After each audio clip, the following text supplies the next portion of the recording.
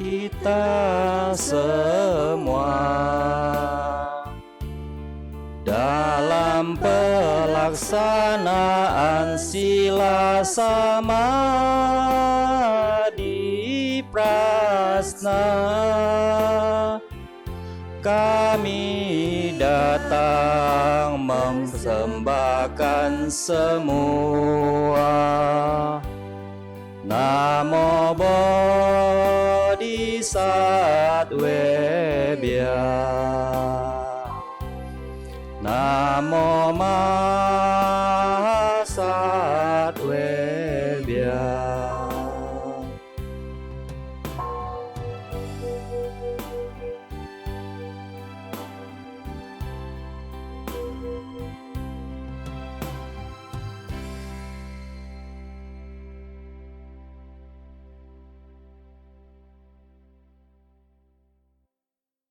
Parita menyentuh bumi, halaman 20. Yang bersujud dan objek sujud pada hakikatnya sunyata. Oleh sebab itu komunikasi terjalin sempurna apa adanya. Pusat latihan kami adalah jaring indera, memantulkan semua Buddha di setiap sudut. Diriku berdiri di hadapan setiap Buddha. Aku berlindung kepada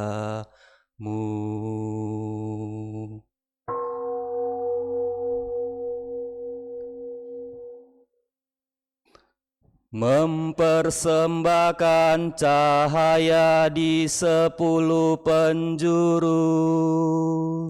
Buddha, Dharma, dan Sangha. Kami bersujud padamu.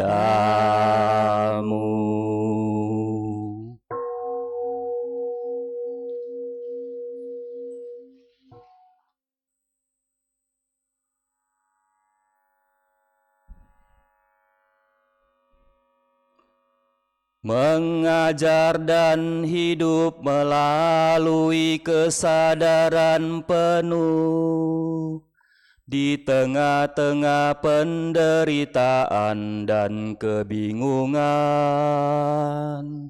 Buddha Sakyamuni, dia yang telah sadar sepenuhnya.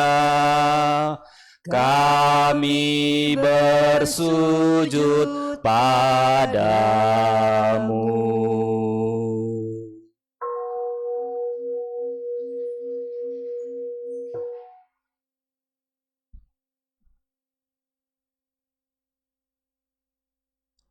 Memotong tembus ketidaktahuan, menyadarkan hati dan pikiran kami.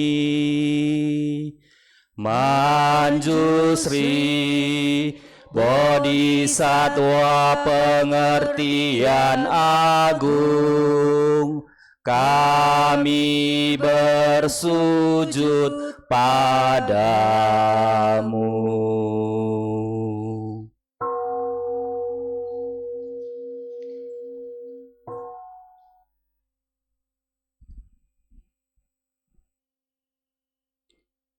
Bekerja dengan penuh kesadaran, penuh sukacita untuk kepentingan semua makhluk hidup. Samanta Brada, Bodhisattva tindak agung, kami bersujud padamu.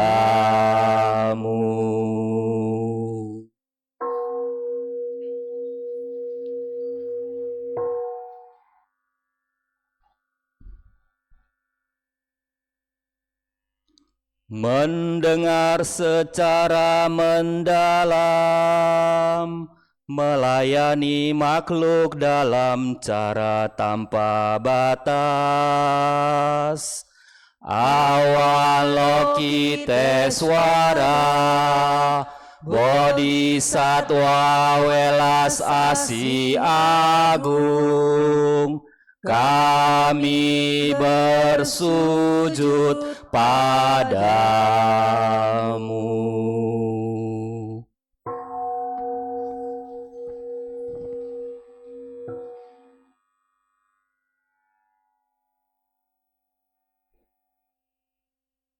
Tiada ketakutan dan tekun mengarungi alam-alam penderitaan dan kegelapan.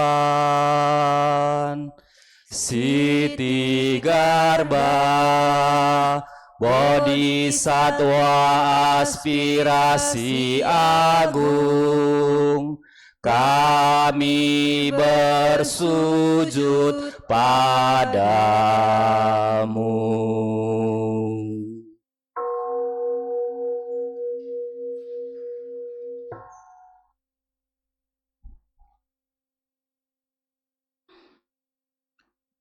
Ibunda semua Buddha, Bodhisatwa dan semua makhluk, menopang dan menyembuhkan semuanya. Bodhisatwa Pertiwi, Ibunda Bumi, permata indah jagat raya, kami bersujud padamu.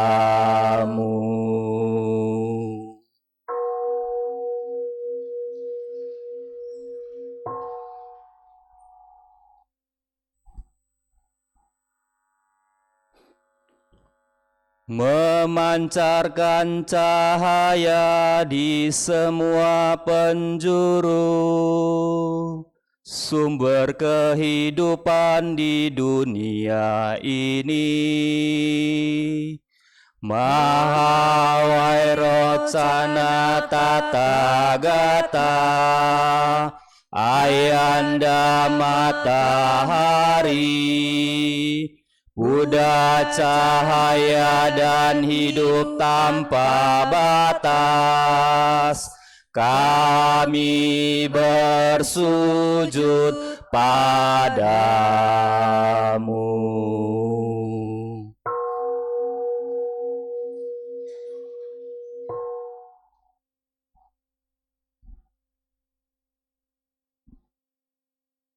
Benih kesadaran dan cinta kasih dalam anak-anak dan semua makhluk.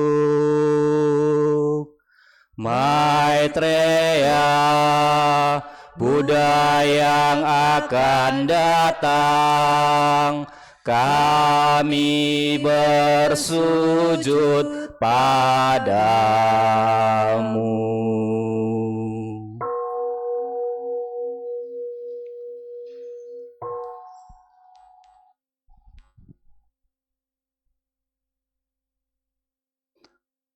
Menunjukkan jalan tanpa rasa takut dan penuh welas asih. Seluruh guru silsilah leluhur spiritual, kami bersujud padamu.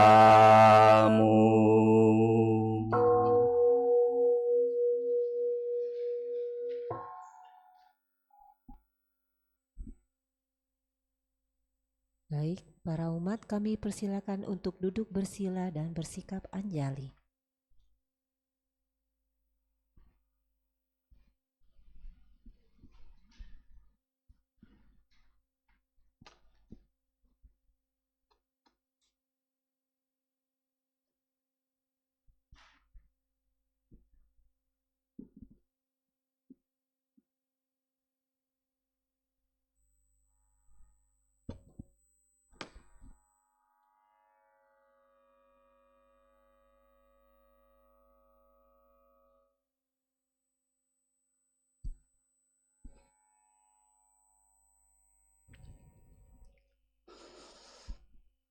Parita Gata Pembukaan halaman 23. Namo Sang Hyang Adi Budaya. Namo Sang Hyang Adi Budaya. Namo Sang Hyang Adi Budaya. Namo Tassa Bhagavato Arahato Samma Sambuddhassa.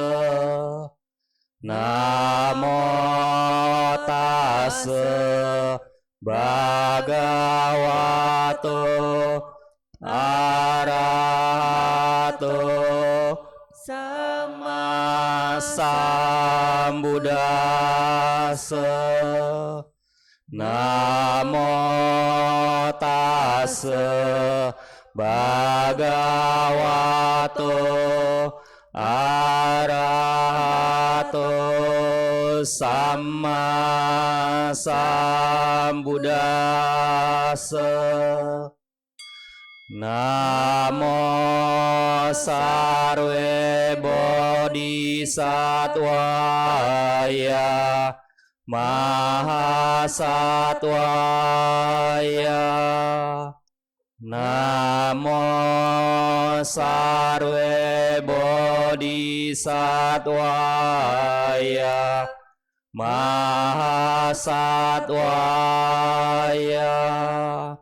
Namo Sarve Bodhisattvaya Mahasattvaya. Dharma begitu dalam dan indah, kini kami berkesempatan untuk melihat, mempelajari, dan mempraktekannya. Kami bertekad untuk merealisasikan makna sejatinya.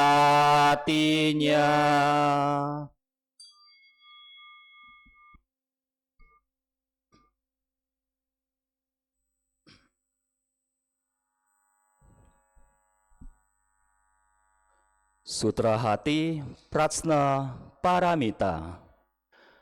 Kala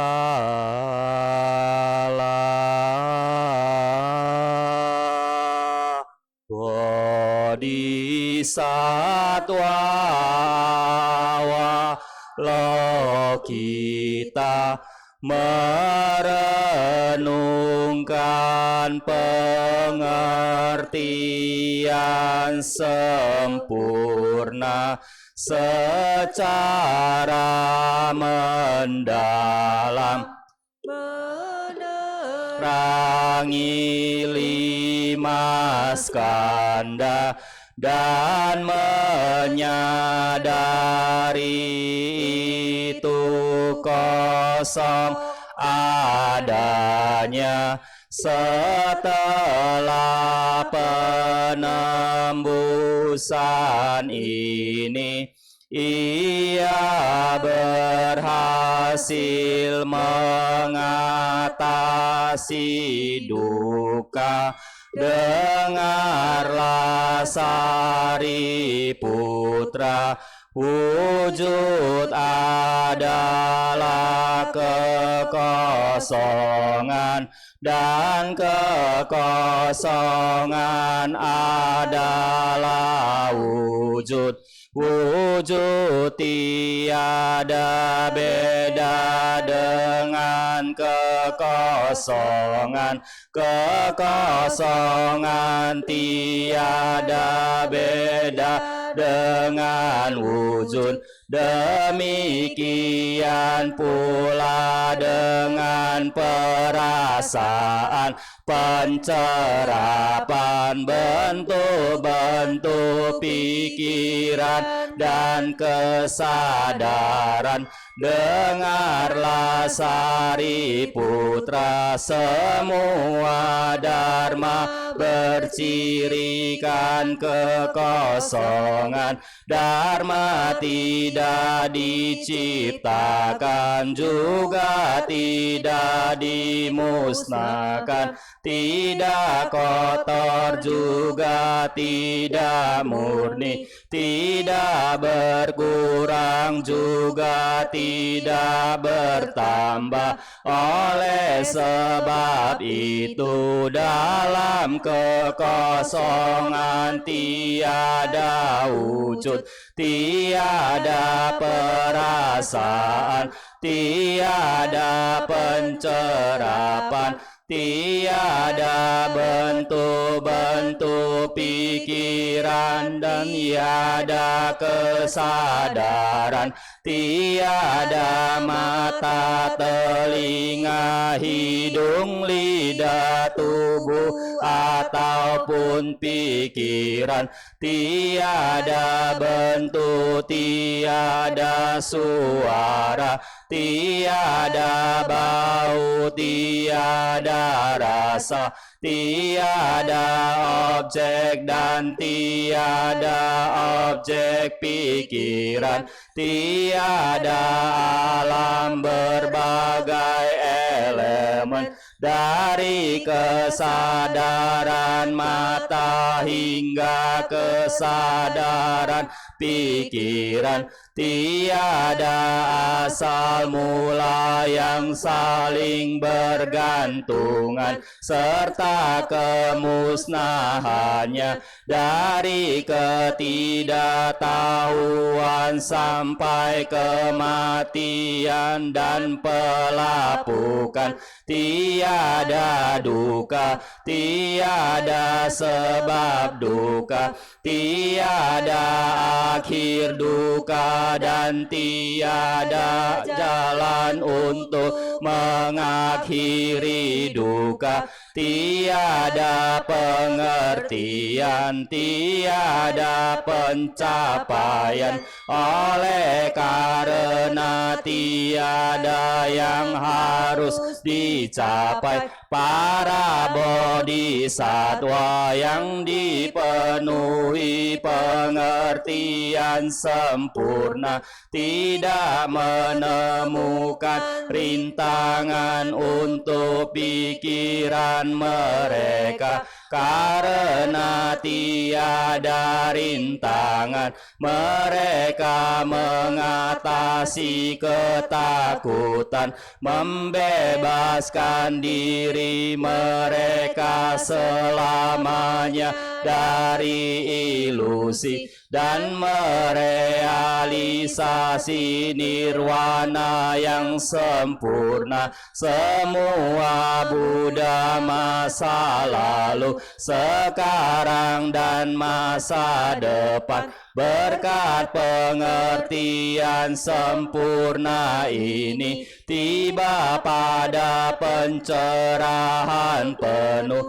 yang sempurna dan universal. Oleh karena itu perlu diketahui bahwa pengertian sempurna merupakan mantra sakti mandraguna, mantra teragung yang tiada banding, penghancur segala duka, kebenaran sejati yang tak tergoyahkan. Oleh karena itu, mantra prasna paramita sudah selayaknya diproklamasikan. Gate gate para gate, para samgate bodhi swaha. Gate gate para gate, para samgate bodhi swaha.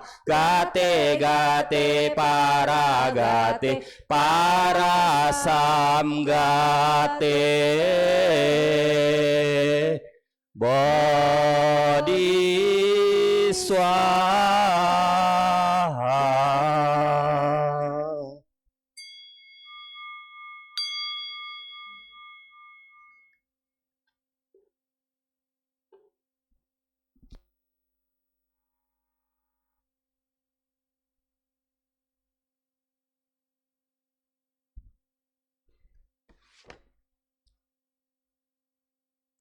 Selanjutnya, mari kita sejenak melaksanakan meditasi yang pada hari ini akan dibimbing oleh pemimpin kebaktian.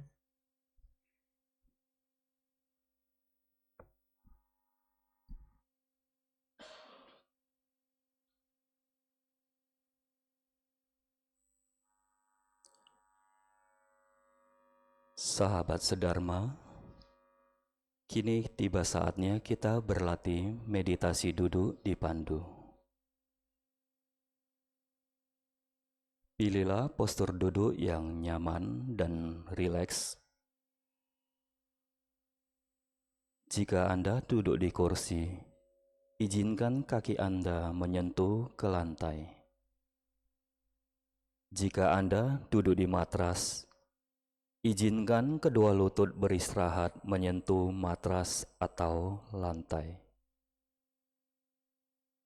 Punggung tegak namun rileks, dengan tidak bersandar pada apapun. Dada tidak membusung atau membungkuk. Kedua telapak tangan bisa saling bertindihan.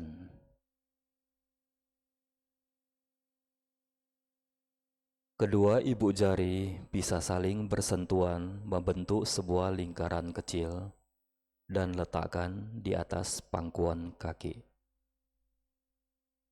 Bahu rileks, kepala tegak, hadirkan seulas senyuman kecil di wajah, sehingga otot-otot wajah menjadi rileks. Bawa pandangan mata turun ke bawah, dan izinkan mata terpejam.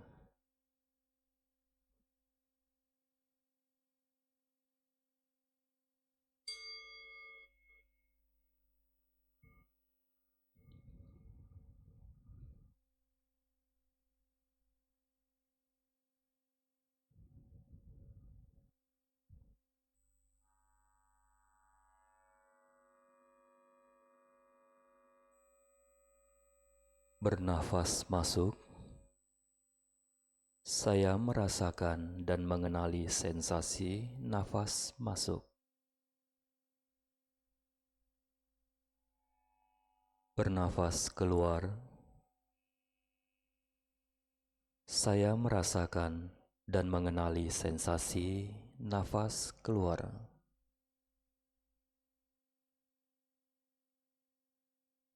Nafas masuk, nafas keluar.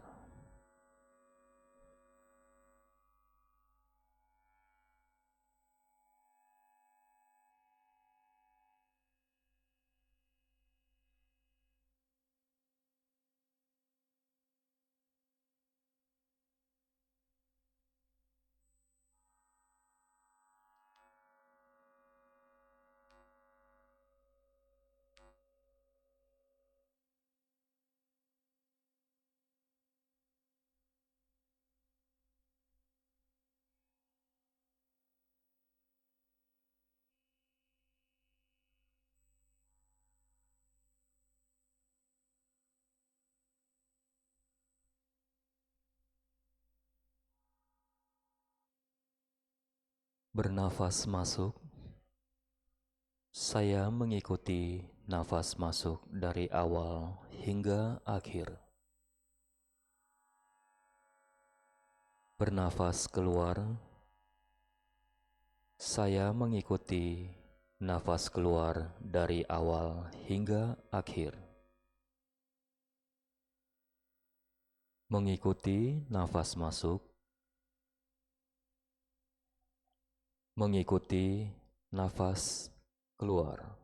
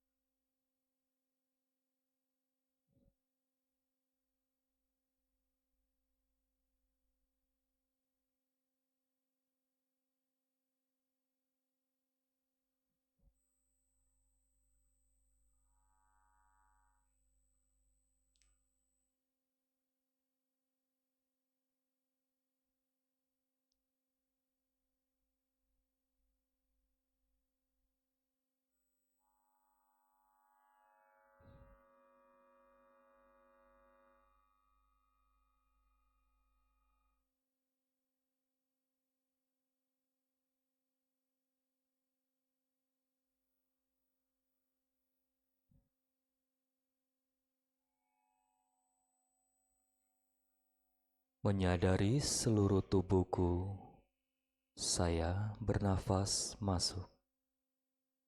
Merilekskan seluruh tubuhku, saya bernafas keluar. Menyadari tubuh, merilekskan tubuh.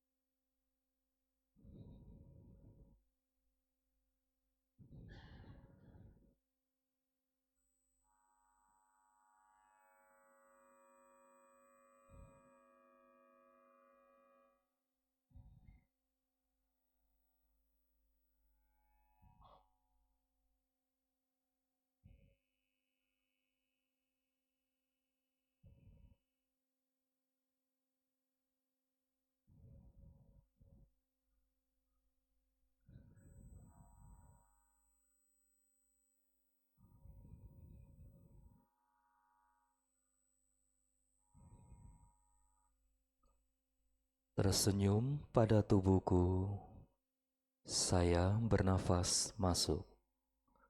Melepaskan semua ketegangan yang ada di tubuhku, saya bernafas keluar. Tersenyum pada tubuh, melepaskan ketegangan.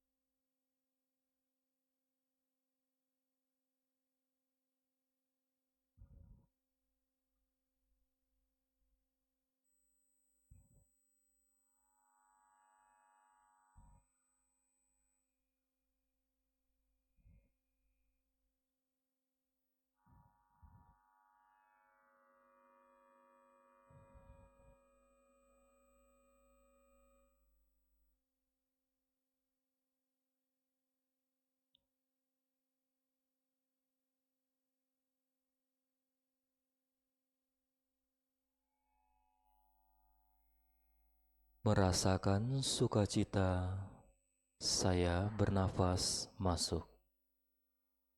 Merasakan bahagia, saya bernafas keluar. Merasakan sukacita, merasakan bahagia.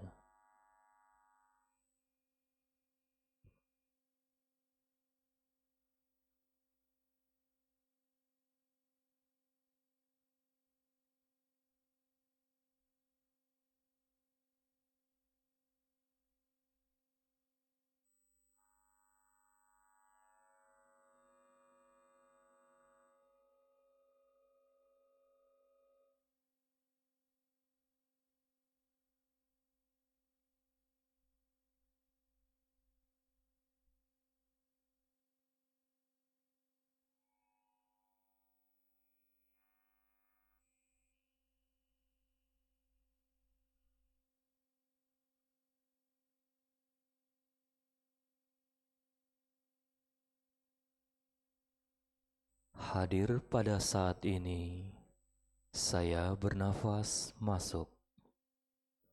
Menikmati saat ini, saya bernafas keluar. Hadir pada saat ini, menikmati saat ini.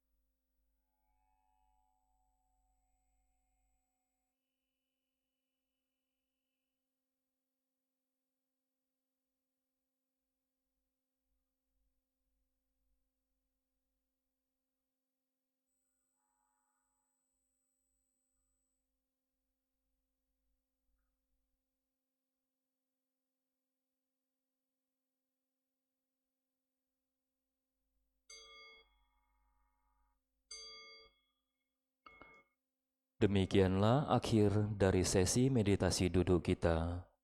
Gerakan kedua telapak tangan secara berlahan. Gerakan tubuh berlahan. Rangkapkan kedua telapak tangan di depan dada. Silakan membuka mata. Bungkuk hormat.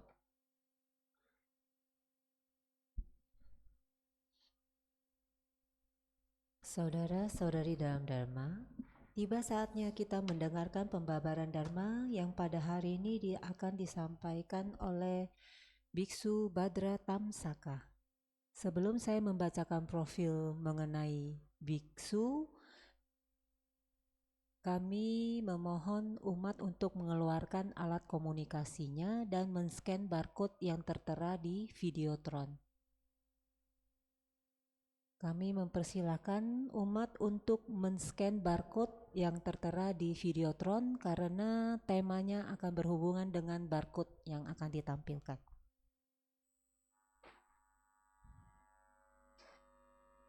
Sedikit profil mengenai Biksu Badra Tamsaka. Ditahbiskan menjadi Samanera pada tahun 2009 dengan guru penasbih dan pembimbing yang mulia Nyana Maitreya Mahastawira, dan ditahbiskan menjadi biksu pada tahun 2023 di Plum Village Buddhist Institute, Thailand. Para umat, kami persilakan untuk berdiri di belakang matras dan bersikap anjali, saling berhadapan dan bersikap anjali. Kita akan menyambut kehadiran Bante.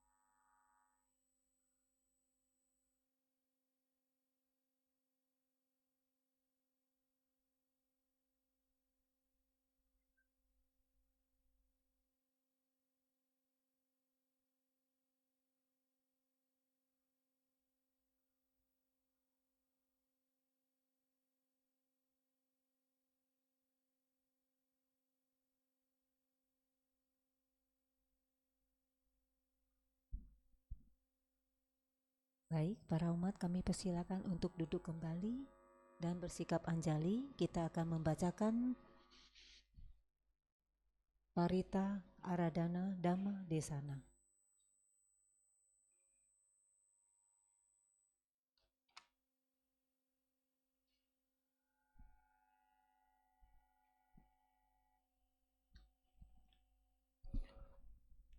Aradhana Dhamma Desana. Brahmacaloka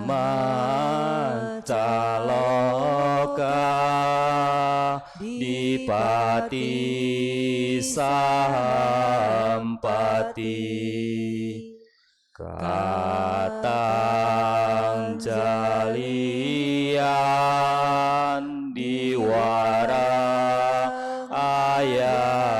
Pacata Santi Dasata Paraja Kajatika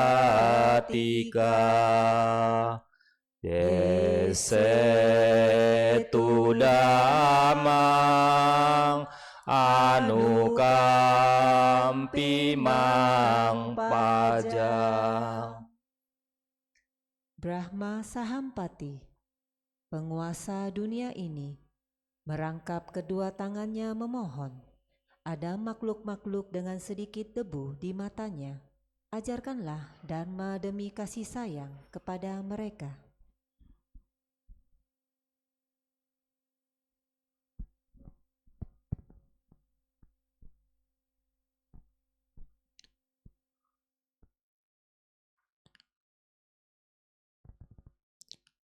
Budang saranang gacami, damang saranang gacami, sanghang saranang gacami, dutiyampi budang saranang gacami, dutiyampi damang saranang gacami, dutiyampi sanghang saranang gacami, tatiyampi budang saranang gacami, tatiyampi damang saranang gacami, tatiyampi sanggang saranang gacami.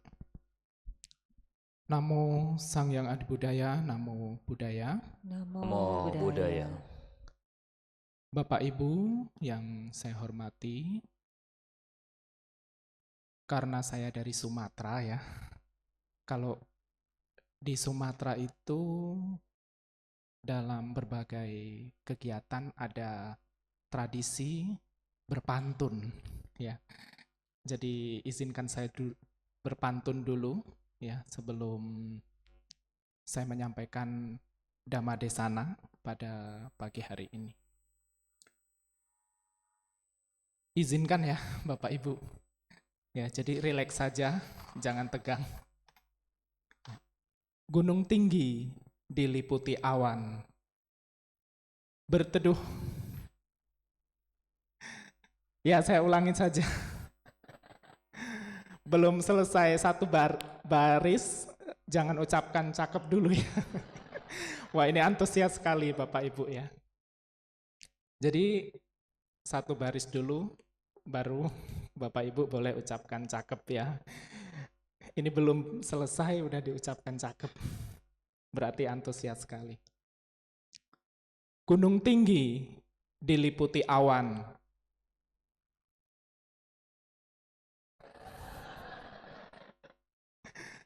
Berteduh langit malam dan siang.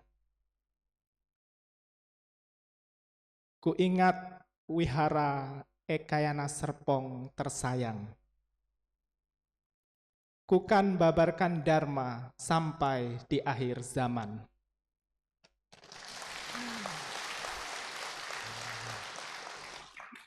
Ya, terima kasih.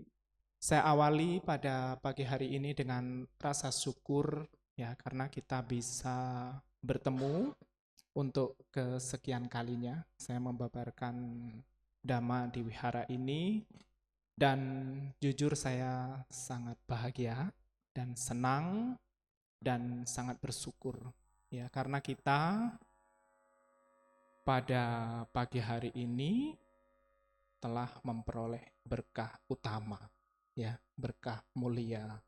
Kita dapat belajar Dharma bersama, kita dapat mempraktekkan Dharma bersama, lalu yang tidak kalah pentingnya, nanti Bapak Ibu pulang dari wihara ini kantongnya ada isinya. Ya, ada oleh-oleh. Ya, tapi bukan dalam bentuk materi, tetapi dalam bentuk pengetahuan Dharma. Dan ini sangat penting bagi kita bersama untuk menyempurnakan paramita di dunia manusia ini. Nah, Bapak Ibu, pada hari ini saya akan berbicara satu topik ya, khusus untuk Bapak Ibu tentang Pancasila Buddhis. Ya, tadi sudah scan ya barcode-nya? Sudah. Jadi topik pada kali ini saya buat lagu ya khusus untuk umat Buddha.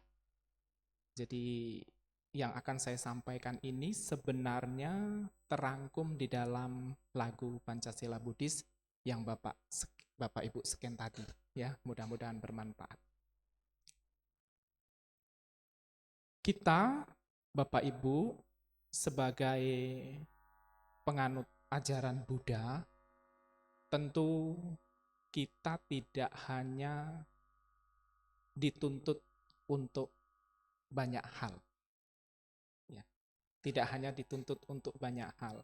Dalam artian bahwa sebenarnya kita belajar lalu praktek Dharma itu simple kalau kita mau buat simple. Ribet kalau mau kita buat ribet.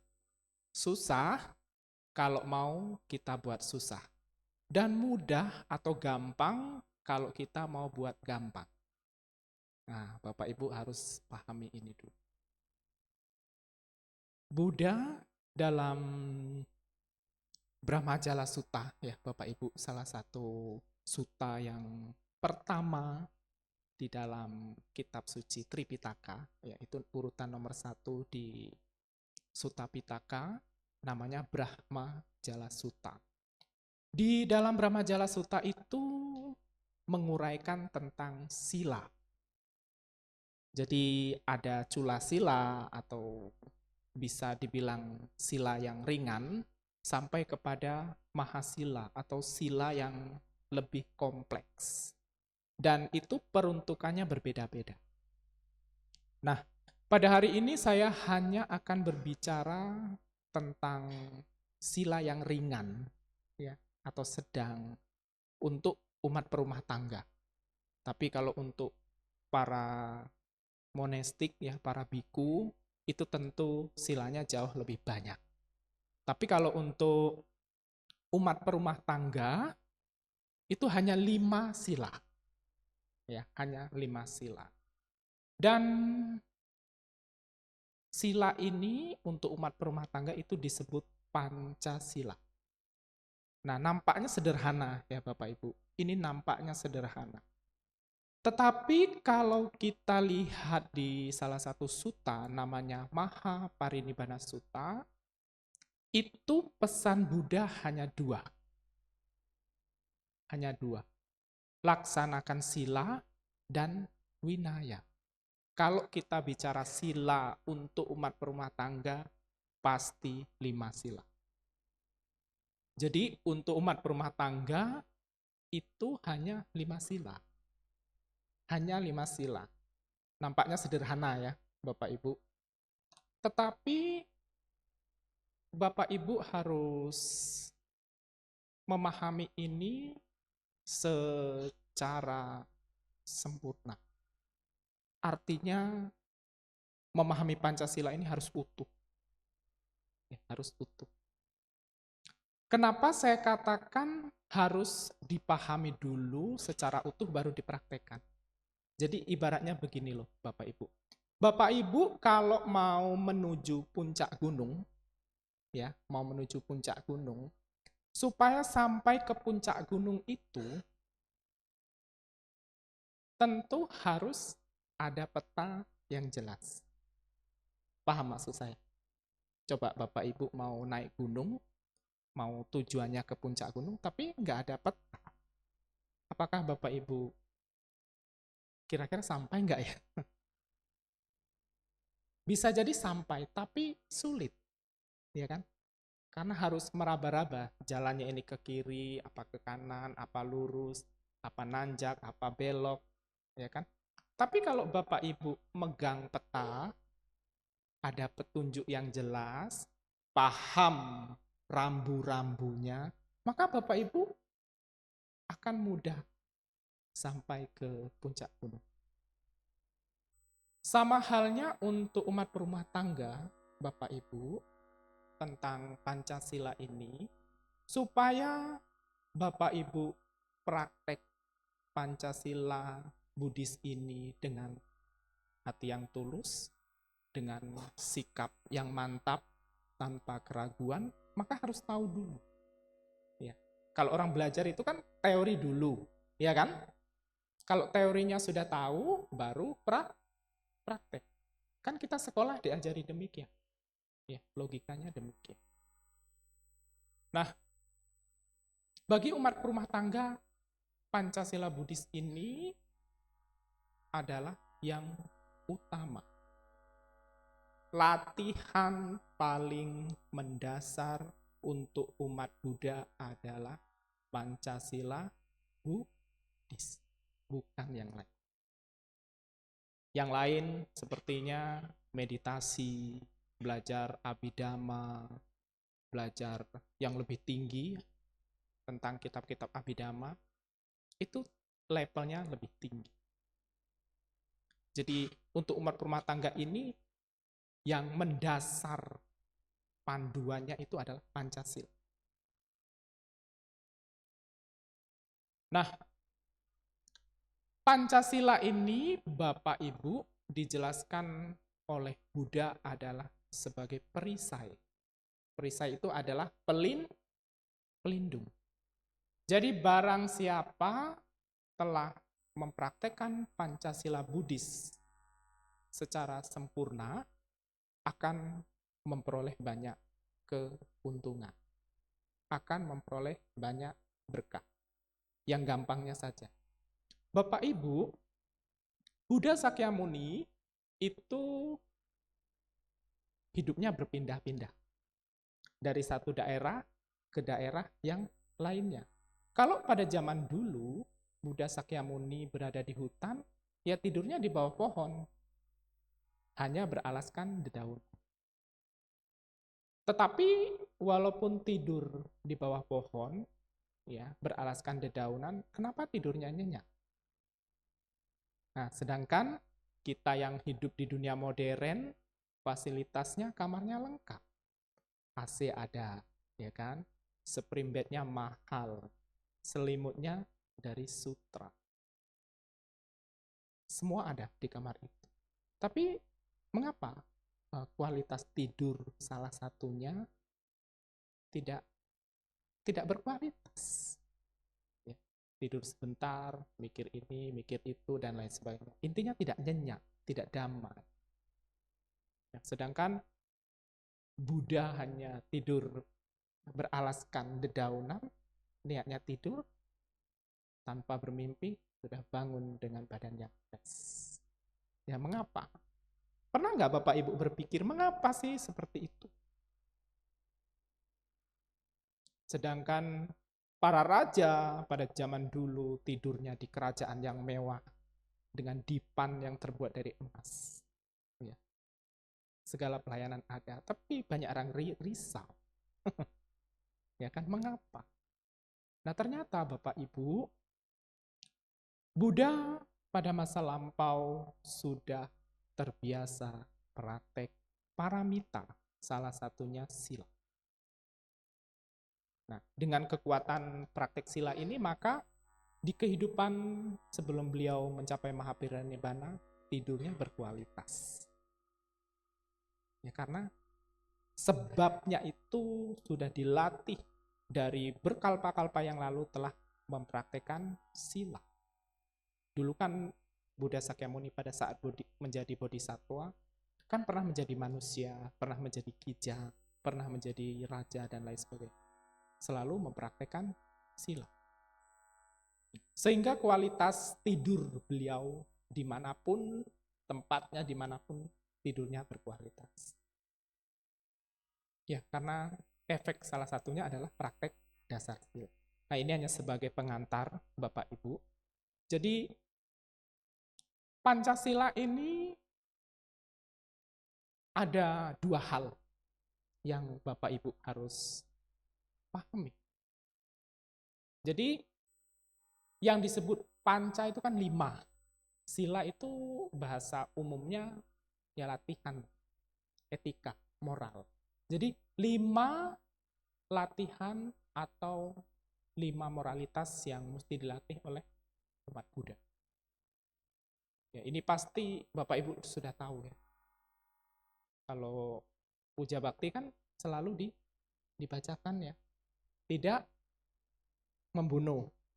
Lalu tidak mencuri, tidak berbuat asusila, tidak berbohong, tidak mengkonsumsi makanan atau minuman yang dapat melemahkan kesadaran.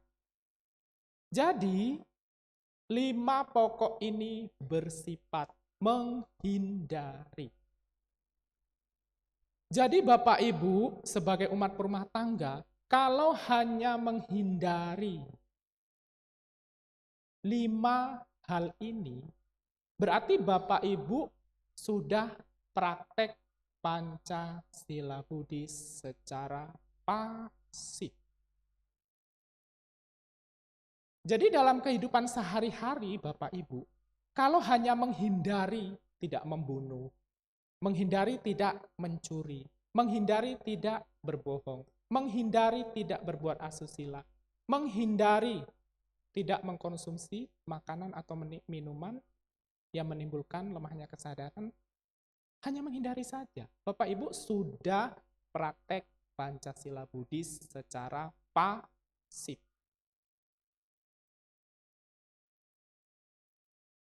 Saya mau tanya, kira-kira Bapak Ibu praktek Pancasila Buddhis secara pasif dan aktif lebih action mana?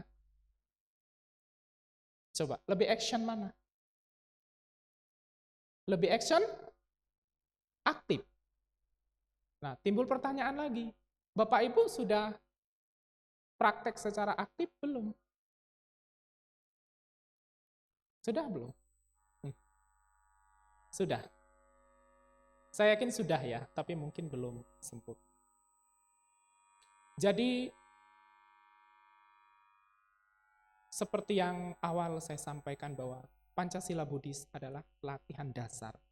Jadi Bapak Ibu, kalau Bapak Ibu dulu belum mengambil tuntunan sila kepada para biku, lalu Bapak Ibu ikut wisudi, dinyatakan berlindung kepada Buddha, Dhamma, dan Sangha. Pada saat Bapak Ibu wisudi, yang pertama kali di situ diajarkan apa? Berlindung pada Buddha, Dhamma, dan Sangha. Kedua kali dan ketiga kali. Lalu apa isinya? Pancasila Buddhis. Karena ini latihan mendasar.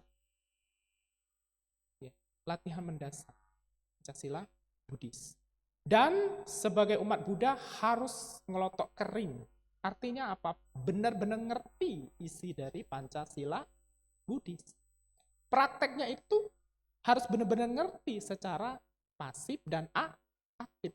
Kalau Bapak Ibu sudah mempunyai pengetahuan yang cukup tentang Pancasila Buddhis, nanti prakteknya tidak ada keraguan.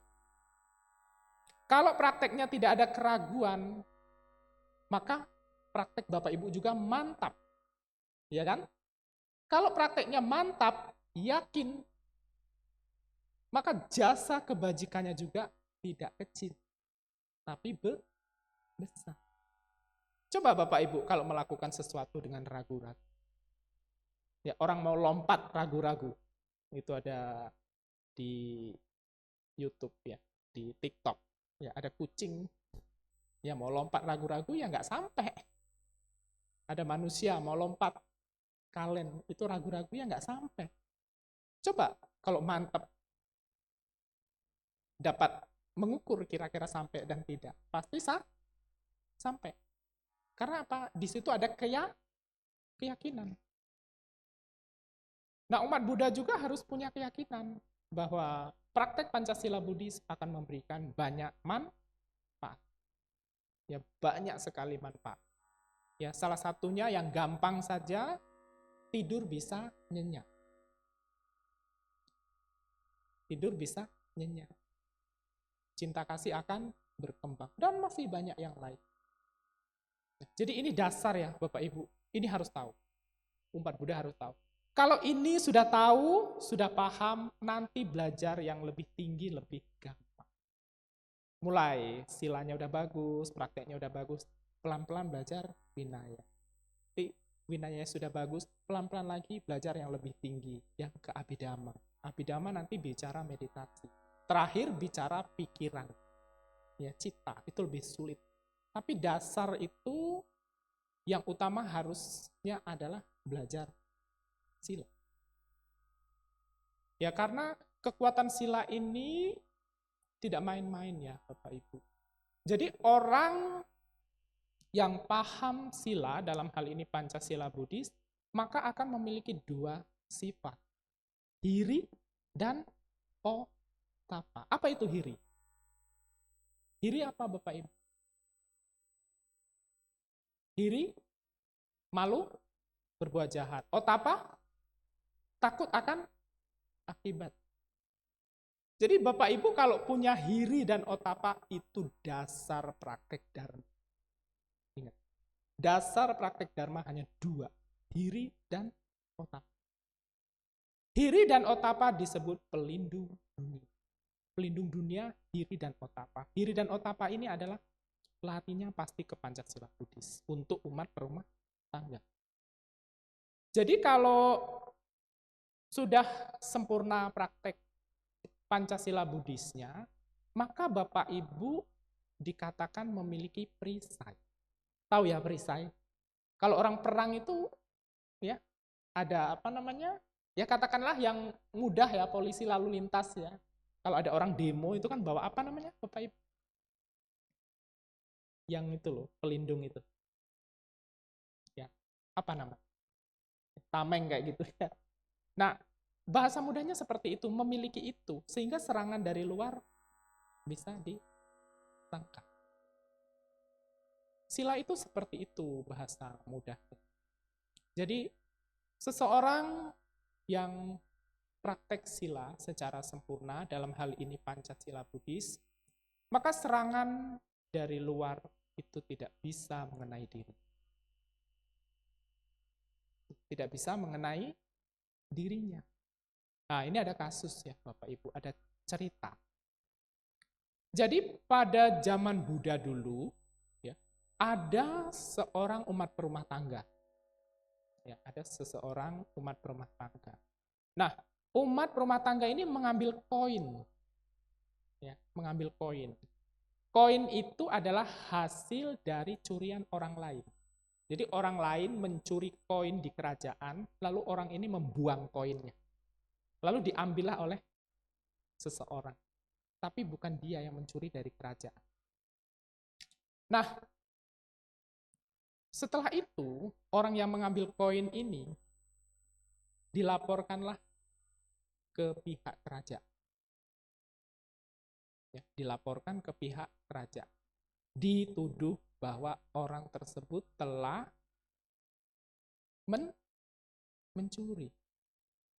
Lalu dibawalah orang tersebut ke kerajaan untuk diadili. Nah, anehnya Bapak Ibu, pada saat di perjalanan, orang ini kan dibawa oleh pengawal raja, petugas-petugas kerajaan.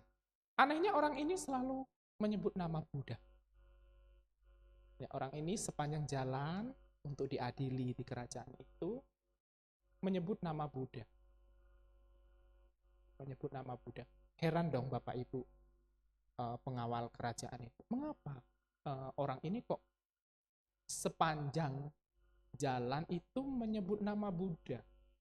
Ternyata dia ketakutan. Ketakutan untuk diadili di kerajaan tersebut. Padahal kan orang ini tidak mencuri. Ya, tidak mencuri.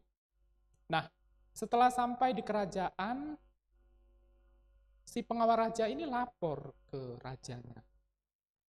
Mengapa orang ini selalu menyebut nama Buddha? Ya, sejenak mikir juga kan rajanya, kenapa? Nah, karena ada keraguan dari raja di situ, maka raja mengundang Buddha ke istana. Buddha kan maha tahu ya Bapak Ibu. Buddha maha tahu. Lalu datanglah Buddha ke kerajaan. Setelah sampai di kerajaan, otomatis kan terjadi dialog antara raja dan Buddha. Nah, maksud raja itu mengundang guru Buddha untuk menjadi saksi dari si pengambil koin ini. Karena Buddha melihat kondisi batin dari orang tersebut, bahwa orang tersebut tidak lama lagi akan mencapai sotapan. Ya, Buddha kan tahu. Karena kenapa? Karena getaran dari energi orang tersebut ternyata walaupun umat rumah tangga yang miskin, ternyata dia sudah praktek Pancasila itu sejak lama. Jadi energi getaran kebajikannya itu Buddha tahu. Nah, sehingga Buddha memberikan penjelasan kepada raja tersebut. Akhirnya bebas. Sekarang timbul pertanyaan. Yang melindungi orang tersebut itu Buddha apa kekuatan dia praktek Pancasila? Coba Bapak Ibu pikir. Yang melindungi dia Buddha apa berkat kekuatan orang tersebut praktek Pancasila? Ya, praktek Pancasila. Jadi Bapak Ibu, konsep perlindungan di dalam agama Buddha itu bukan Bapak Ibu meminta kepada dewa untuk melindungi. Bukan meminta kepada Buddha untuk melindungi. Bukan meminta kepada dewa pohon untuk melindungi. Konsep yang benar adalah Bapak Ibu praktek sila, Pancasila. Maka hasil dari praktek itu akan menjadi perisai, akan menjadi pelindung. Ini ada cerita lagi Bapak Ibu. Ada seorang pemuda pada zaman Buddha diundang ya, oleh umat rumah tangga ke kampungnya. Datanglah pemuda ini ya oleh saudagar kaya di kampung itu. Nah, saudagar kaya itu melakukan pelimpahan jasa di rumahnya. Pemuda ini diundang. Nah, tetapi Bapak Ibu, si pemuda ini hanya sempurna melakukan praktek 4 Pancasila. Tidak membunuh, tidak mencuri, ya, tidak berbuat asusila, tidak berbohong. Yang kelima, menghindari makanan dan minuman yang menimbulkan lemahnya kesadaran, ini prakteknya bolong-bolong. Jadi hanya sempurna 4 saja. Ini sempurna. Nah, saat dia berada di rumah umat yang ngundangnya tadi, kan melakukan pelimpahan jasa. Nah, setelah pemuda ini pulang dari rumah itu, para dewa yang datang di pelimpahan jasa itu ngerti bahwa si pemuda itu silanya cukup bagus walaupun tidak sempurna. Maka para dewa yang hadir pada saat itu memberikan perlindungan pada saat pemuda ini pulang. Melindungi. Padahal si pemuda ini tidak meminta untuk dilindungi. Tapi getaran dari kekuatan praktek silat. Jadi umat Buddha harus cerdas bahwa perlindungan itu konsepnya adalah kita praktek dulu. Ya, kita praktek dulu. Kalau kita sudah praktek, tanpa diminta pun akan ada perlindungan. Banyak Bapak Ibu kasus-kasus pada zaman Buddha dulu. Ya, termasuk Buddha. Kenapa Buddha selalu mendapat perlindungan? Apakah naga yang melilit Buddha pada saat ada badai, ada hujan, yang melindungi Buddha dari ekstrimnya cuaca? Apakah naga itu atau ular itu diminta oleh Buddha untuk melindungi? Tidak diminta. Tetapi memang kekuatan dari Buddha pada zaman dulu mengembangkan metta, cinta kasih. Sehingga tanpa diminta pun dalam kondisi yang ekstrim, ya seperti hujan badai dan lain sebagainya, itu banyak makhluk yang mau melindungi. Nah, ini Bapak Ibu harus paham. Jadi kalau kita bicara sila atau Pancasila, pasti larinya pada konsep perlindungan. Nah, makanya dikatakan bahwa Pancasila adalah pelindung dunia. Ya, pelindung dunia. Nanti di lagu itu ada ya. Itu kan lagu yang saya ciptakan, di situ ada. Nanti Bapak Ibu bisa mendengar. Yaitu spesial untuk Bapak Ibu. Kalau umat Buddha kan, kalau ngomong-ngomong terus, bantenya bosen juga. Iya kan? Ya, kita zaman sekarang pembabaran Dharma lebih bervariatif. Ya kan? Di Indonesia ini bantenya sedikit. Ya, sangganya sedikit. Umatnya banyak kalau kita bandingkan dengan negara lain. Ya, coba Bapak Ibu ke Thailand, satu wihara bisa ribuan bantenya. Yang ceramah itu paling bantenya yang sudah Mahatera, Tera. Kita di Indonesia kemarin jadi Samanera udah suruh tampil. Ya, jadi harus mengeluarkan jurus apa nih? Ya kan? Harus mengeluarkan jurus apa supaya umatnya itu dapat memperoleh dharma yang disampaikan oleh sangga. Yaitu trennya di Indonesia ya Bapak Ibu. Kalau ada bantenya bisanya semangat. Ya, apalagi bantenya tampan. Semangat umatnya. Apalagi bantenya multi talent. Ya, bisa nyanyi, lamkeng suaranya bagus. Bisa ini, bisa itu. Jadi bantenya menyiapkan 1000 jurus. Ya, saya juga nyiapin 1000 jurus dong buat Bapak Ibu. Ya, jadi supaya nggak monoton. Ya, lagu oke lah, tapi lagu itu sebatas lagu dharma. Ya kan? Buddha kan tercerahkan karena apa sih? Karena alunan apa? Kecapi. Ya. Kecapi kalau dipetik terlalu lembek, nggak ada suara. Terlalu keras, senarnya putus. Tapi harus digesek perlahan-lahan. Ya, yang dikenal sedang. Ya, sedang itu pasti jalan tengah. Jadi tidak ekstrim kiri, tidak ekstrim kanan. Jadi Buddha pun sebenarnya disadarkan oleh musik. Gitu ya. Nah, jadi kalau Bapak Ibu sudah tahu Pancasila ini isinya, Bapak Ibu juga supaya lebih lengkap, lebih mantap prakteknya, harus tahu juga yang disebut Pancadhamma. Ya, Pancadhamma. Jadi kan ada tidak membunuh. Saya berjanji menghindari tidak membunuh, menghindari tidak mencuri, menghindari tidak berbuat asusila, menghindari tidak berbohong, menghindari tidak mengkonsumsi makanan dan minuman yang melemahkan kesadaran. Kalau Bapak Ibu sudah menghindari, berarti sudah praktek secara pasif.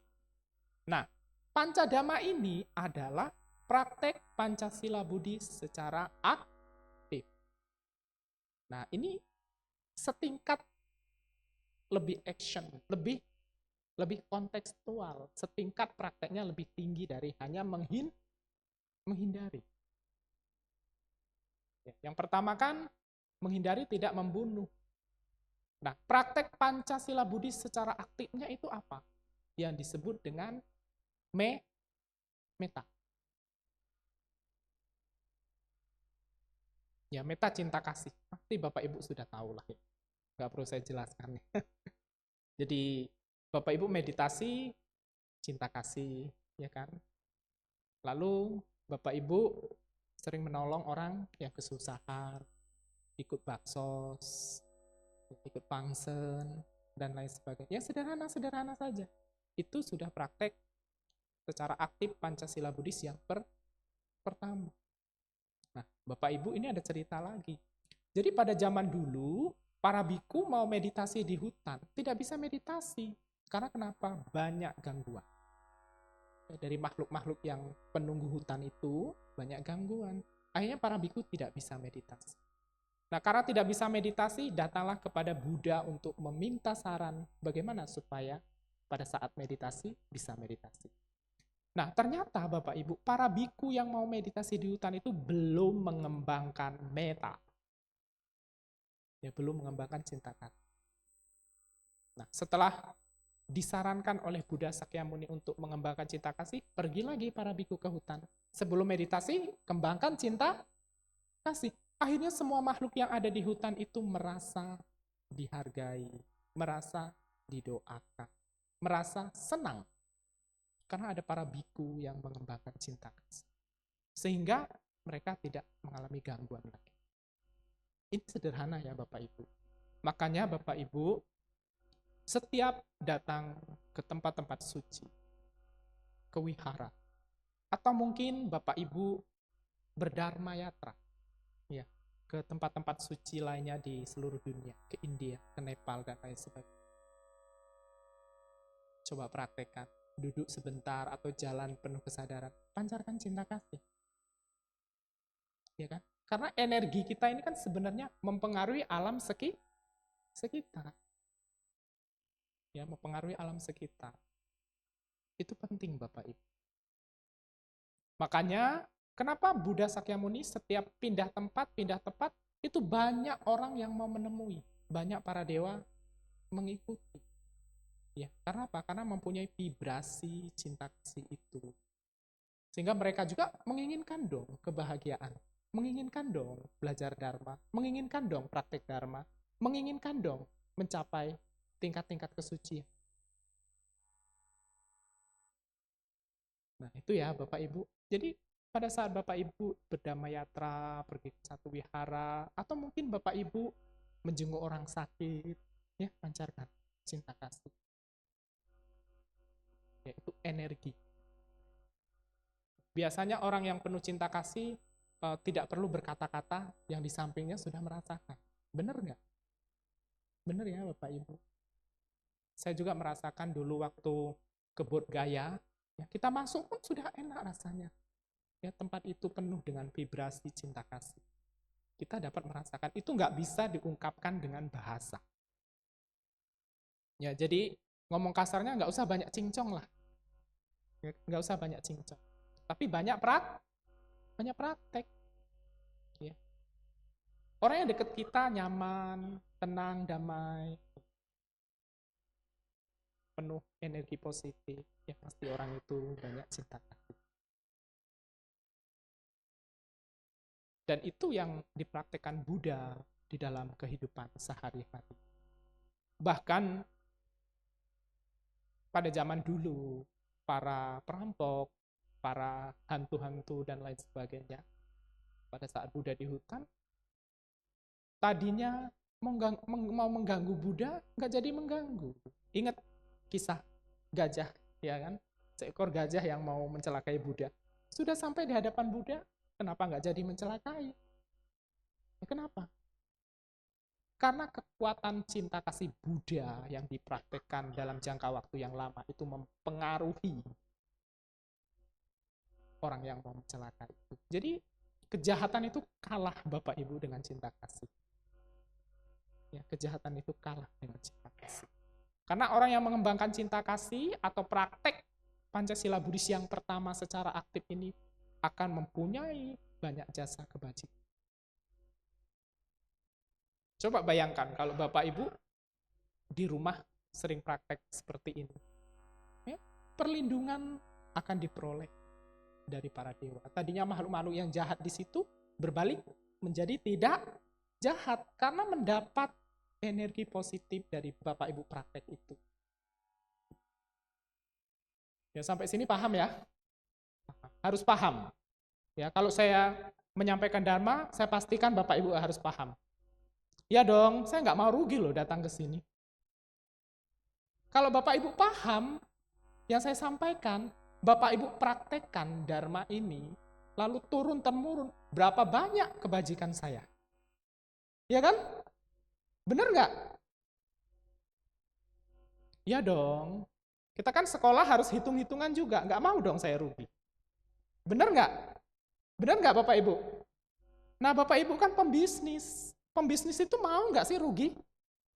Nggak mau, mau untung. Ya saya juga mau untung dong. Ya kan? Tapi bukan, tanda kutip bukan untung dalam hal materi, untung dalam perkembangan Spiritual. Kalau ini nanti Bapak Ibu praktekkan, lalu Bapak Ibu sampaikan ke anaknya, anaknya nanti menyampaikan lagi, menyampaikan lagi, menyampaikan lagi, menyampaikan lagi. Jasa kebajikan saya itu banyak. Semakin berkembang. Makanya dijelaskan di banyak kitab suci, jasa kebajikan yang paling utama adalah menyampaikan dharma. Itu dalam kitab suci dijelaskan demikian. Bukan omongan saya, yo. Nah, ini penting. Nah, nanti saya tidak mau Bapak Ibu pulang kantongnya itu kosong, tidak mau. Jadi harus ada isinya.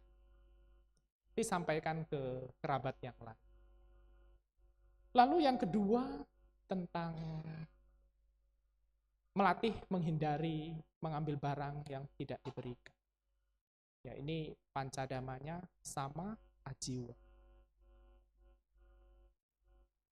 Tentu ini juga tidak simpel sebenarnya. Ya, tidak simpel, tidak mudah. Kalau kita berpikir tidak mudah. Tapi kalau kita berpikir mudah, itu akan menjadi mudah. Sama Bapak Ibu dulu waktu sebelum saya jadi sangga, kalau dalam tradisi kejawen itu kan suruh puasa ya Bapak Ibu.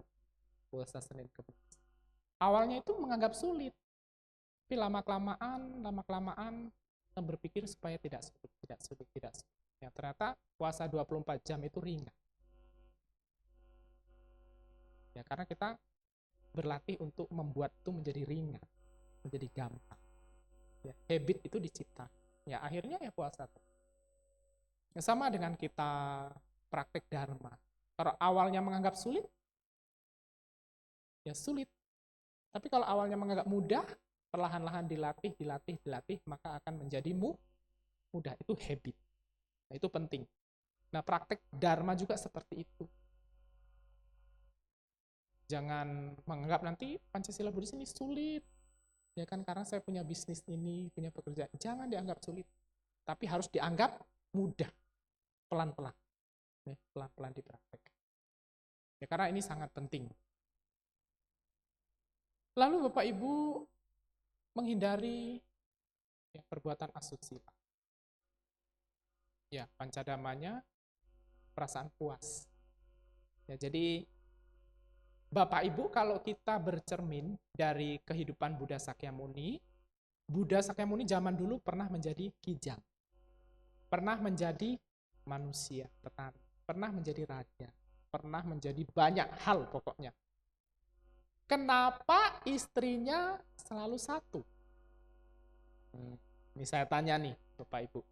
Kenapa sih bodhisatwa di kehidupan masa lampau berkalpa-kalpa istrinya satu? Nggak pernah ganti-ganti. Ayo. Nih Bapak Ibu. Nih yang bapak-bapak. Saya mau tanya nih. Ibu jangan tertawa loh. Nanti saya tanya juga. Nih yang bapak-bapak. Kenapa bodhisatwa di kehidupan lampau istrinya selalu satu? Dan tidak ada dalam catatan sejarah menikah dua kali. Ayo. Ini kita bicara konteks bodhisatwa masa lalu ya. Ini tidak berbicara Bapak Ibu. Jadi mohon maaf saya tidak menyinggung siapapun. Ya. Tapi kita di sini belajar dharma, bukan dengan tujuan menyinggung atau hal-hal yang lain. Tapi kalau merasa tersinggung, urusan masing-masing, bukan salah saya. Ya dong, kan kita di sini bicara dharma untuk kemajuan kita bersama. Nah, oke bapak-bapak, nih kenapa? Istrinya selalu satu. Pada saat jadi kijang, istrinya satu. Padahal pernah meninggal duluan istrinya. Kenapa? Sampai kehidupan terakhir menjadi Pangeran Siddhartha, istrinya cuma satu kan? Benar kan? Ada nggak diceritakan selir? Hah? Ada nggak Bapak Ibu? Atau punya simpanan yang lebih cantik? Atau bagaimana? Ada nggak? dalam catatan sejarah? Tidak ada. Jadi Buddha Sakyamuni dulu pada saat menjadi bodhisatwa, jadi kijang, jadi perumah tangga, jadi raja, jadi kepala suku, istrinya tetap satu. Sepanjang kehidupan yang berputar, selalu istrinya satu. Itu bukti praktek santuti. Merasa puas dengan satu pasangan. Kalau tidak puas dengan satu pasangan, Bapak Ibu jawab sendiri, itu apa? Kan begitu. Puas dengan satu istri atau satu suami. Ya. Sada, rasantuti, dan pati patuti. Puas satu istri, puas satu suami. Itu bodhisatwa. Ya. Saya tidak membandingkan dengan kehidupan Bapak Ibu. Ya, saya hanya memberikan contoh kehidupan Buddha Sakyamuni pada zaman dulu.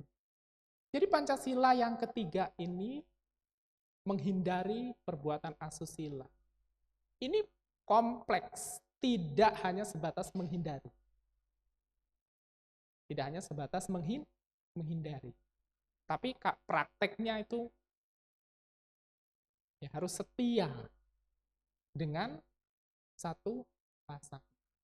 Ya kalau ada teori-teori lain dengan dalil yang berbeda-beda, ya itu jelas bukan yang dicontohkan oleh Buddha Sakyamuni. Karena kehidupan beliau pada zaman dulu menjadi bodhisatwa, istrinya tetap satu. Bahkan sampai beliau meninggalkan kerajaan untuk bertapa, ya istrinya Yasodhara itu. Bukan itu. Nah ini bahan renungan untuk Bapak Ibu, terutama yang belum nikah nih. Ya, kalau saya kan nggak nikah. Terutama yang belum nikah. Kan kehidupan kita itu, Bapak Ibu, tidak hanya pada saat ini. Ya kan? Tidak hanya saat ini. Kehidupan kita itu selalu berputar dari waktu ke waktu. Kita sekarang hanya hitungan sedikit. Ya usia sekarang manusia rata-rata 65 tahun. Usia manusia sekarang. Rata-rata usianya 65 tahun. Itu hanya sedikit sekali. Kalau kita dibandingkan dengan alam-alam yang lain, dibandingkan kehidupan-kehidupan kita mendatang. Nah ini pentingnya Bapak Ibu, kita itu harus mengerti tentang Pancasila ini. Karena kita hidup itu bukan hanya sebatas sekarang. Ya, hidup itu kan berputar terus-menerus. Makanya di awal saya nggak mau rugi, Bapak Ibu nggak tahu Pancasila Buddhis ini. Nggak mau rugi. Jadi Bapak Ibu harus tahu dan paham. Supaya praktek dharmanya mantep. Kalau sudah mantep, nanti keuntungan yang akan kita peroleh itu banyak. Ya, Bapak Ibu untung, saya untung, kita sama-sama untung. Simbiosis mutualisme, saling menguntungkan dalam jangka waktu yang lama. Karena apa yang saya sampaikan sekarang nanti Bapak Ibu sampaikan ke anak cucu. Jadi kebajikan kita itu ngalir terus. Ya, sama halnya pada zaman dulu, seorang petani hanya mempersembahkan satu barang kecil ke wihara, tapi barang kecil itu dipakai dalam jangka waktu yang lama oleh wihara itu. Jadi kebajikannya itu ngalir terus. Nah, di satu masa dia meninggal, lahirlah di alam yang penuh dengan istana. Ya, karena jasa kebajikan. Nah, itu gunanya ke wihara ya, Bapak Ibu. Jadi, janganlah datang ke wihara itu galau-galau. Janganlah datang ke wihara itu menyesal-menyesal karena nggak dapat parkir. Jangan. Ya. Janganlah Bapak Ibu menyesal. Misal ke wihara, tiba-tiba mau ke toilet ada cicak dari atas kena kepala Bapak Ibu. Janganlah menyesal. Anggap itu adalah pelajaran. Bahwa harus lebih baik harus lebih banyak berbuat baik lagi. Gitu ya. Kalau sebentar-sebentar nyesal, tersinggung, nggak dapat parkir, repot. Lalu Bapak Ibu mau nanam jasa kebajikan di mana? Ya, jelas dikatakan Buddha bahwa wihara adalah tempat ladang yang sangat subur untuk menanam jasa kebajikan. Banyak itu kisah-kisah di kitab suci, Bapak Ibu. Orang hanya berdana sedikit ke wihara, hanya membungkuk saja, biku datang, ya, bikunya perilakunya bagus, mencapai kesucian, berdananya sedikit aja. Kebajikannya begitu besar di kehidupan mendatang. Jadi dharma itu sangat-sangat luas, sangat-sangat membuat kita bahagia di kehidupan mendatang. Nah, umat Buddha, ya seyogyanya kita bersama ya, bukan hanya saya. Kita berlomba-lomba untuk melakukan kebajikan. Ya kalau dana materi tidak bisa, paling tidak Bapak Ibu duduk di sini beberapa saat dengarkan dharma. Anda sudah berdana loh ke sangga. Kalau tidak ada Bapak Ibu, bisa nggak dharma itu diputar? Tidak bisa. Jadi Bapak Ibu datang ke rumah itu butuh pengorbanan. Bahkan tadi saya lihat ada yang jalan tuh pakai payung. Siapa nih? Coba angkat tangan. Tadi Bante liatin terus. Bante dari pojok sana kan naik mobil tuh. Ada umat tuh, 2 orang pegang payung. Bante liatin terus. Bante berhenti di bawah, Bante foto, ada fotonya. Nah, coba angkat tangan, mana orangnya? Tadi pegang payung. Cewek 2 orang. Coba sih angkat tangan. Atau malu? Ya tapi nggak apa-apa, butuh pengorbanan datang ke wihara. Nah, Bante liatin terus.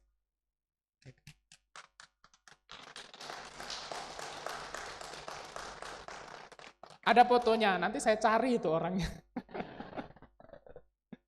Ya, saya cari, nanti Bante kasih buku. Ya.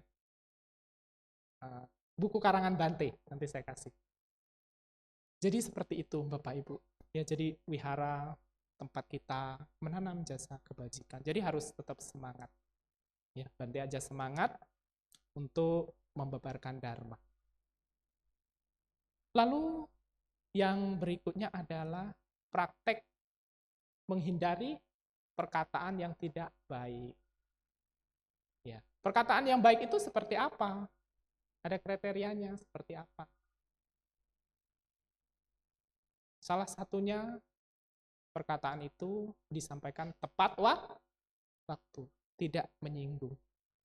Tepat waktu, tidak menyinggung, dan perkataan itu benar. Kalau mau lihat kriterianya banyak, tapi Bante hanya ambil 1 poin dulu, yaitu tepat waktu. Kita ngomong, menyampaikan sesuatu harus tepat waktu. Ya, jangan salah. Contoh, orang saat emosi Anda beli nasihat, kan repot. Bisa ribut tuh. Iya kan? Ya, berilah nasihat setelah dia menjadi dingin. Ya, moodnya sudah bagus. Ya, jangan menegur orang di depan umum. Tegurlah nanti di waktu yang tepat. Ya, karena negur di umum itu sama aja mempermalukan. Nah, itu terkait dengan menghindari perkataan yang tidak benar. Ya, caci maki, lalu bullying, apalagi merendahkan dharma, ya banyak ya.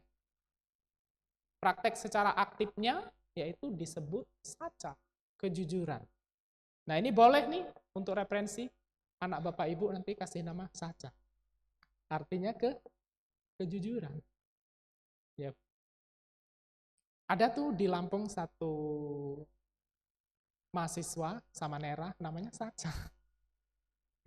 Tapi jujur orangnya. Benar di kelas itu nggak pernah nyontek. Ya, itu nggak pernah nyontek. Karena saya candain terus. Nama kamu Saca, kamu wajib tidak mencontek. Gitu. Saya ledekin terus ya. Nama kamu Saca. Ya, kalau ujian jangan nyontek. Bener nggak nyontek Bapak Ibu? Mungkin ingat terus dengan nama itu. Ya. Ya, ini kan panca dhamma yang keempat, kejujuran. Yang terakhir yaitu menghindari makanan dan minuman yang menimbulkan lemahnya kesadaran. Ya, praktek Pancasila Buddhisnya secara aktif, yaitu disebut sati sampajana, ya. Kewaspadaan atau kesadaran dari pengertian yang benar. Jadi ada 5 kewaspadaan. Ya, Bapak Ibu, kita diajarkan Buddha untuk memahami 5 kesadaran, ya, atau kewaspadaan. Ya, dalam hal makan. Nah, kenapa Bapak Ibu, ini hasil penelitian, orang Jepang rata-rata umurnya panjang. Kenapa coba? Coba Bapak Ibu, kenapa orang Jepang rata-rata umurnya panjang? Ya, orang Jepang itu memiliki kewaspadaan yang cukup tinggi dalam hal makan. Ya, maka umur mereka banyak yang panjang-panjang. Ini hasil penelitian. Nah, ternyata orang Jepang itu makannya 80% sebelum kenyang berhenti. 80% sebelum kenyang berhenti. Kalau kita kan tidak. Ini Bante, es jeruk, minum. Bante, jelly, makan lagi. Bante, kue tiaw, tancap. Banyak ya. Airnya begah. Apakah itu disebut tidak waspada? Dengan latihan kewaspadaan terhadap makanan. Nah, kadang Bante juga bingung lah. Ya, Bante juga bingung. Tapi sekali-sekali oke lah ya, tidak masalah. Ya kan? Sekali-kali oke, tidak masalah. Tapi kalau keterusan tidak boleh. Jadi ini salah satu praktek kewaspadaan dalam hal makan. 80% mesti berhenti. Apalagi sering puasa, Bapak Ibu. Ini saya bicara saya sendiri ya. Dulu saya pernah sakit emah, Bapak Ibu. Setelah rajin puasa 24 jam, tidak makan, tidak minum, hilang. Mungkin awalnya sakit, lemes. Ini kita bicara di luar dharma ya, tapi bicara pengalaman pribadi. Jadi jangan salah tangkap, Bapak Ibu harus bisa membedakan. Jadi puasa 24 jam beberapa kali, kalau di tradisi orang Nusantara Indonesia, Senin Kemis ya. Sekali itu agak berat, 2 kali agak ringan, 3 kali ringan. Akhirnya menjadi habit, kebiasaan. Akhirnya menjadi ringan, tidak berat. Nah, itu sangat penting untuk kesehatan. Nah, ternyata dari praktek itu sembuh, penyakit emahnya sembuh. Ya, tubuh kita kan akan memakal sel-sel yang rusak secara sendirinya kalau kita puasa, ya kan? Dan ini kan sudah banyak dipraktekkan oleh orang-orang dulu sebetulnya.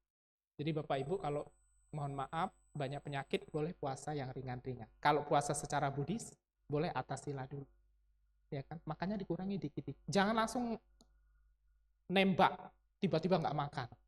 Jangan, kan tubuh kita butuh penyesuaian. Ya, mulai makan dikit dulu, sehari boleh 3 kali, dikit dulu, besok kurangi. Nah, udah agak ringan, baru 2 kali, kurangi sedikit-sedikit. Nah, setelah itu boleh puasa 24 jam. Itu bisa membuat tubuh kita lebih sehat. Nah, itu yang saya alami. Itu cocok untuk saya, tapi saya tidak tahu cocok untuk Bapak Ibu atau tidak. Yaitu pengalaman pribadi. Nah, kewaspadaan terhadap makanan ini penting. Kenapa zaman dulu Bapak Ibu jarang ada penyakit aneh-aneh?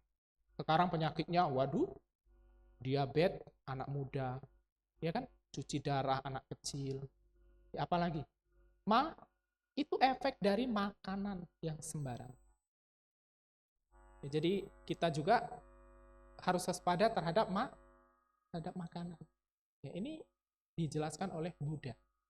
Makanya ada satu biku pada zaman Buddha, Bapak Ibu, dia lupa makan. Ya, kan zaman Buddha dulu pagi pindapata, makan, siang makan, malam kan sudah tidak makan lagi. Ada biku yang tidak makan. Ada seorang biku yang tidak makan pagi, tidak juga makan siang. Besoknya justru mendapat pujian dari Buddha. Kenapa? Dia berlatihnya lebih keras dari yang lainnya. Karena dia dapat mengendalikan nafsu indria.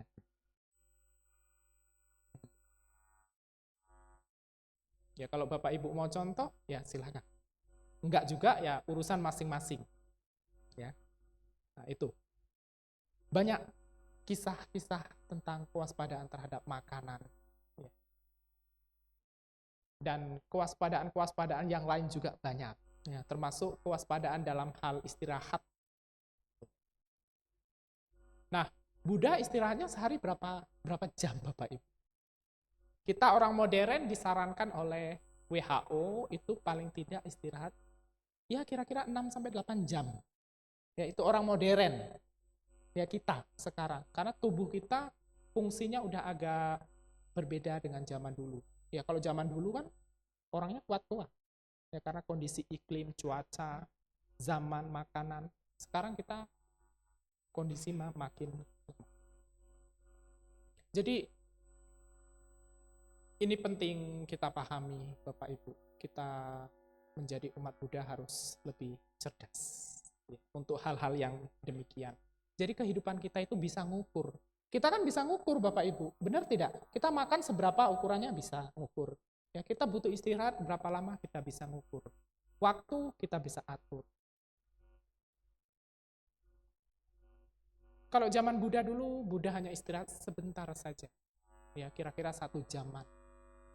Ya, selebihnya untuk latihan. Lalu timbul pertanyaan, Bante kan saya seorang bisnismen. Ya kan harus ini, harus itu, dan lain sebagainya.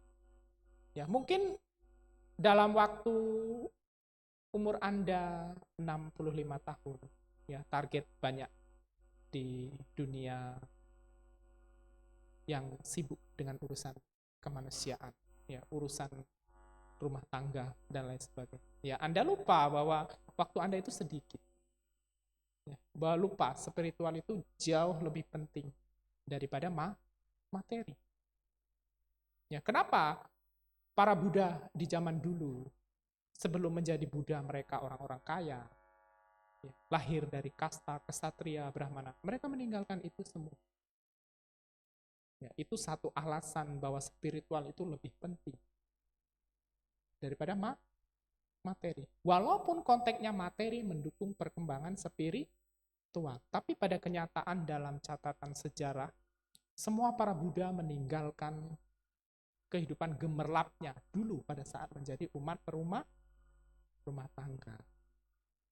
Nah, sekali lagi Bapak Ibu, dhamma yang saya sampaikan bukan maksud apa-apa, ya, tetapi dimaksudkan agar kita itu minds, ya, cara pandang, cara pikir kita itu lebih luas. Jadi praktek dharma itu lebih cerdas. Ya kan ada istilah jangan kerja keras. Jangan kerja keras, tapi kerja cerdas. Ya. Kita sebagai umat penganut agama Buddha, Bapak Ibu, kalau tahu sedikit tentang dharma dipraktekkan, itu lebih berharga daripada hidup ribuan tahun tapi tidak mempraktekkan dharma itu dalam dhamma. Nah, sebagai umat Buddha kita mesti seperti itu. Bapak Ibu tahu sedikit tentang dharma, praktekkan. Tahu banyak lebih bagus, tapi lebih bagus banyak dipraktekkan. Karena inti ajaran Buddha yang disampaikan Buddha, yang dicontohkan Buddha, itu kebanyakan langsung praktik. Zaman dulu banyak orang datang ke Buddha hanya dengar sebentar saja, sedikit saja syair dari mulut Buddha. Mereka langsung praktek bisa mencapai kesucian. Sekarang kita banyak media ini itu, walah. Ya, Pancasila ada yang nggak hafal, saya yakin. Padahal media praktik Dharma kita sekarang jauh lebih banyak. Ya, jadi kualitas secara etika, secara moral dijelaskan dalam Buddha, manusia itu akan semakin menurun. Ya, jadi nanti Bapak Ibu usia manusia itu sampai 10 tahun sudah menikah. Jadi manusia itu kalau kita lihat di banyak penjelasan kitab suci itu, moral manusia itu dari Buddha wafat sampai 100 tahun, itu akan turun sampai nanti umur 10 tahun itu orang sudah menikah. 10 tahun sudah menikah. Lalu saat itu datanglah Buddha Maitreya. Ya. Jadi tugas kita sekarang, kalaupun moralnya kurang baik, paling tidak sudah ngerti, sudah paham, sehingga kita bergegas untuk praktek Pancasila. Ya, demikian yang dapat saya sampaikan. Semoga ini bermanfaat, dan jangan lupa ya nanti lagunya didengarkan. Itu oleh-oleh untuk umat Buddha Wihara Ekayana Serpong. Ya, semoga Anda terhibur, senang, ya, dapat Dharma, prakteknya juga tambah senang. Terima kasih. Namo Sang Hyang Adi Budaya, Namo Buddhaya.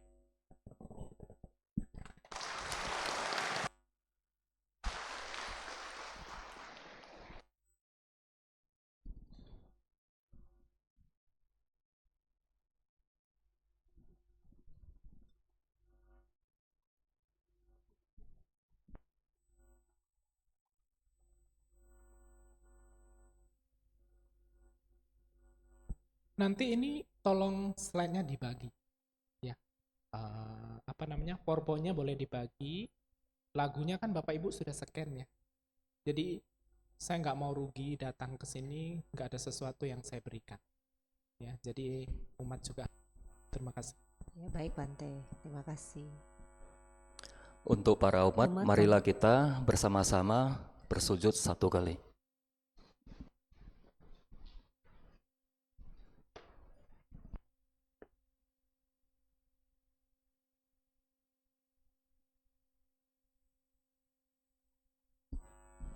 Para umat, kami persilakan untuk berdiri saling berhadapan dan bersikap anjali, karena Biku Sangga akan meninggalkan ruang bakti sala.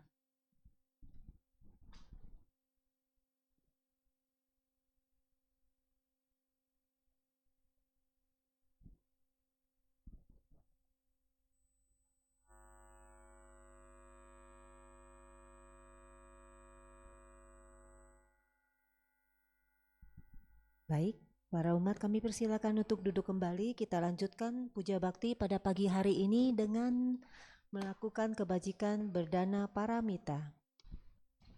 Sembari menyanyikan lagu Dana Paramita. Bagi umat yang ingin berdana melalui kode kris bisa mengangkat tangannya, petugas akan memberikan kode kris kepada umat.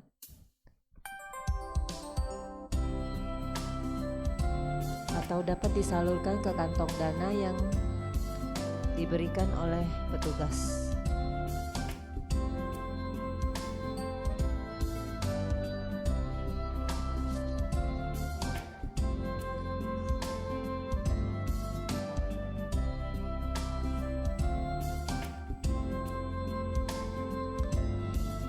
Marilah kita berdana untuk kepentingan damai.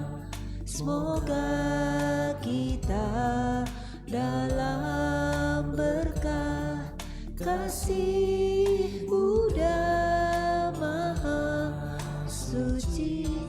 Berdanalah kita semua dengan hati ikhlas rela, semoga karma baik kita berlimpah rahmat Triratna.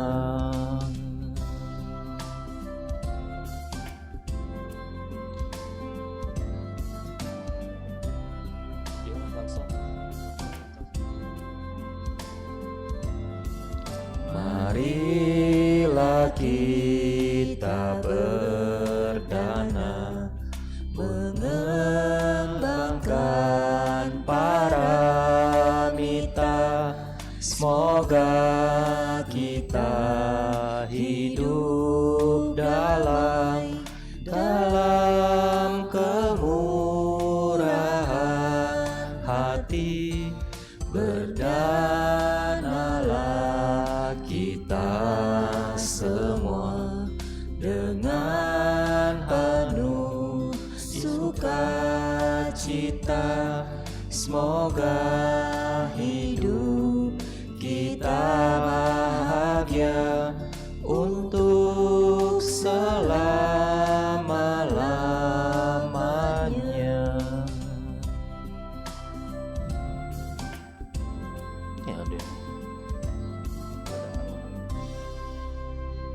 Terima kasih atas dana yang telah diberikan. Semoga bermanfaat bagi perkembangan Buddha Dharma dan Sangha. Selanjutnya kita akan mendengarkan sedikit pengumuman yang akan disampaikan oleh pemimpin kebaktian. Beberapa pengumuman yang akan disampaikan untuk siang hari ini. Yang pertama, kebaktian malam Cid dengan pendarasan Sutra Tape Sesioco pada hari ini Minggu 1 Desember 2024 pukul 7 malam di Bakti Sala Utama Wihara Ekayana Serpong. Yang kedua, Wihara Ekayana Serpong bekerja sama dengan Pusdiklat Abi akan mengadakan pelayanan konseling bagi umat yang membutuhkan. Bagi umat yang ingin konseling, boleh mengisi formulir yang tersedia di meja lantai dasar, dan setelah selesai boleh dimasukkan ke kotak konseling. Umat yang telah mengisi formulir akan dihubungi untuk jadwal konseling.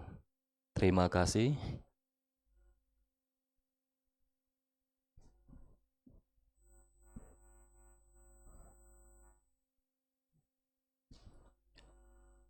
Tiga perlindungan, halaman 25.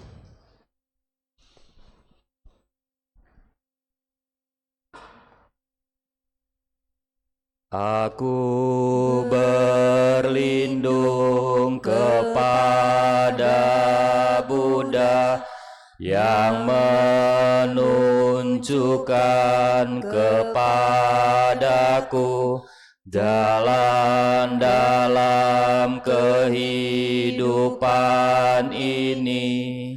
Aku berlindung kepada Dharma, jalan pengertian dan cinta kasih. Aku berlindung kepada Sangha, komunitas yang hidup dalam keharmonisan dan kesadaran penuh, berada dalam perlindungan Buddha. Aku dengan jelas melihat kejernihan dan keindahan di dunia, berada dalam perlindungan Dharma. Aku belajar untuk membuka banyak pintu transformasi, berada dalam perlindungan Sangha, cahaya tuntunan yang mendukungku, menjaga latihanku bebas dari gangguan, berlindung kepada Buddha dalam diriku. Aku beraspirasi membantu semua orang menyadari hakikat pencerahan sejati dirinya sendiri untuk merealisasi bodhicitta, berlindung kepada Dharma dalam diriku. Aku beraspirasi menolong semua orang menguasai cara latihan dengan baik dan melangkah bersama di jalan pembebasan, berlindung kepada Sangha dalam diriku.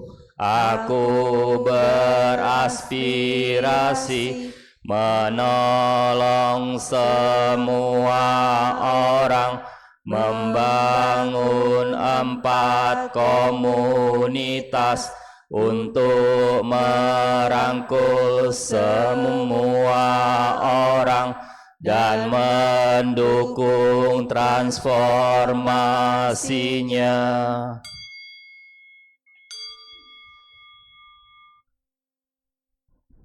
Marilah kita melimpahkan jasa kebajikan yang telah kita peroleh pada hari ini dengan menyanyikan gata pelimpahan jasa.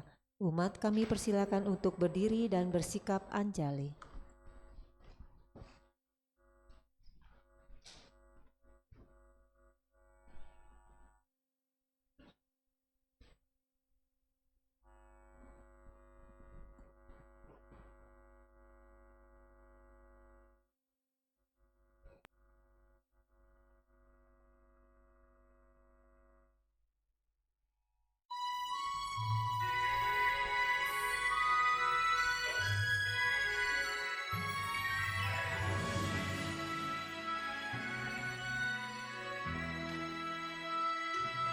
Semoga jasa dan kebajikan memperoleh tanah suci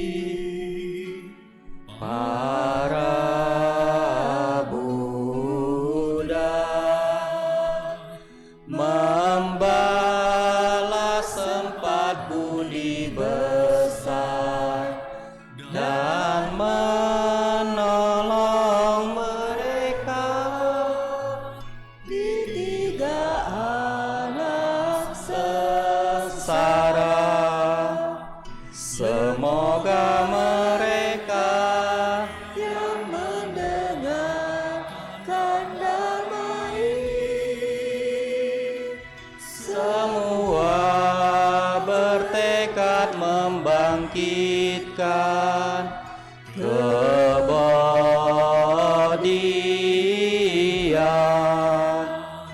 sampai di akhir kehidupan ini bersama-sama lahir di alam bahagia.